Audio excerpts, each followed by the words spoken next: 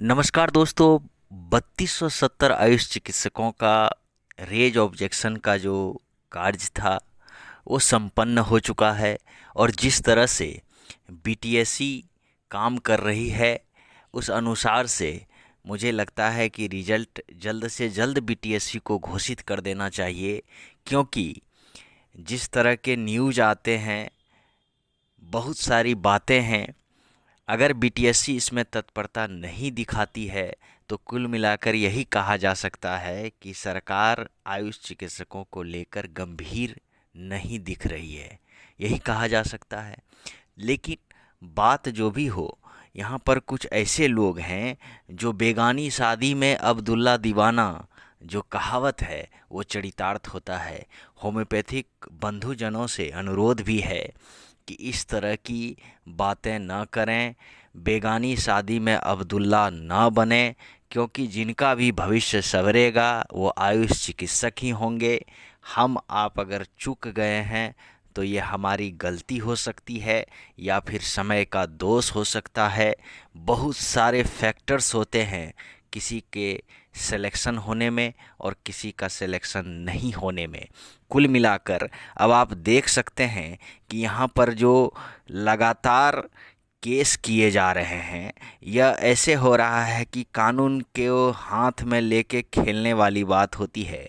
आप यहाँ पर देख सकते हैं the high court of judicature at Patna में, यहाँ पर आप देखिए कि इसमें सारी बातें दी गई हैं।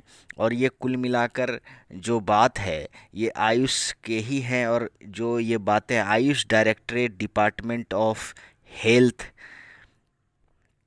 ये जो दिया गया है, ये विकास भवन न्यूज़ सेक्रेटरीज पटना, ये आयुष से रिलेटेड प्रश्न लगातार केस किए जा रहे हैं इस पर।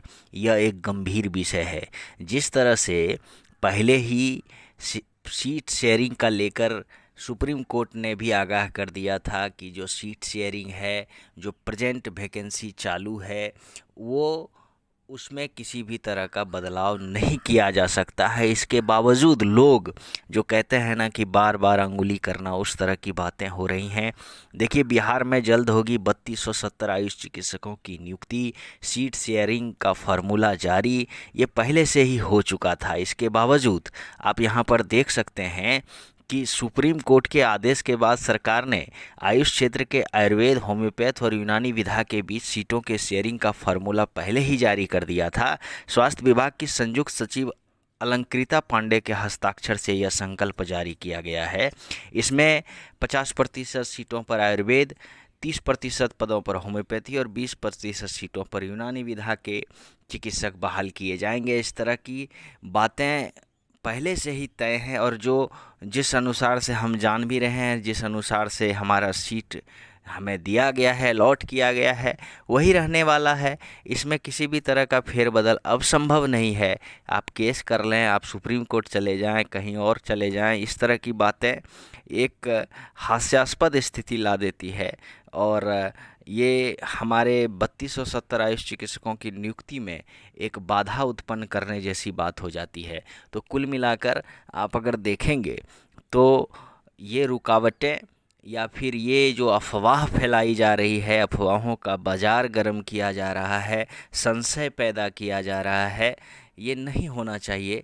और कुल मिलाकर देखा जाए तो अब स्थितियां ऐसी बन गई हैं कि बीटीएससी को पूरी तत्परता के साथ, पूरी लगनता के साथ अतिशीघ्र इस रिज़ल्ट को जारी कर देना चाहिए, ताकि किसी को कोई और मौका ना मिले। जिस तरह की रेज ऑब्जेक्शन में कई बातें हुई, और ये तो पूर्ण रूप से बीटीएससी के तहत है। उनकी नियुक्ति की जो प्रक्रिया है, जो पूर्व में भी एप्लीकेशन के वक्त ही चेताया गया था, उसका अनुपालन जिन कैंडिडेट्स ने नहीं किए हैं, अगर उन्हें डिस्क्वालीफाई किया गया है, वो कहीं चले जाएंगे, उनका कहीं कोई उनके पक्ष में निर्णय आ जाएगा, ऐसा नहीं है। क्योंकि जो रूल एंड रेगुलेशन होता है उसको फॉलो ही करना होता है। ये तो आप गनीमत कहें कि आपकी काउंसलिंग हो गई, जिन या फिर ये बीटीएससी ने उतनी गहनता के साथ पहले ही सर्टिफिकेट्स की जांच नहीं की।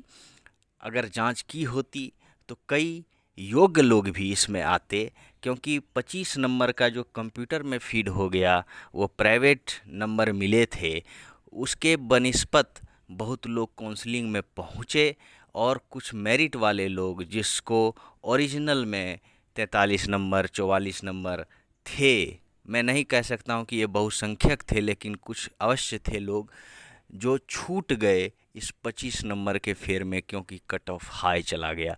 खैर, बातें जो कुछ भी हुई हो, अब जो है मसला ये है कि जल्द से जल्द बीटीएससी अति शीघ्र इस रिजल्ट को जारी करे और इस पेच को ख़त्म करते हुए नई नियुक्ति के बारे में सरकार, बिहार सरकार बात करे और कुल मिलाकर जो मेन स्ट्रीम और आरबीएसके में सीटें खाली होंगी उसे भरने की नई शुरुआत हो, नई बात हो। और फिर आयुष सीएचओ की जो सेंट्रल गवर्नमेंट की स्कीम है आयुष्मान भारत के तहत, आयुष नेशनल आयुष मिशन के तहत, उसके तहत भारी संख्या में आयुष सीएचओ की भी नियुक्ति बिहार सरकार करे, तो ये आयुष पैथी के लिए एक शुभ संकेत होगा और बिहार जैसे हाईली पॉपुलेटेड स्टेट को इस चीज़ की बहुत बहुत आवश्यकता है, क्योंकि आयुषपैथी से ही आने वाले इस वक्त में लोगों की जीवन रक्षा हो सकेगी, जीवन को एक नया आयाम दे सकेगी,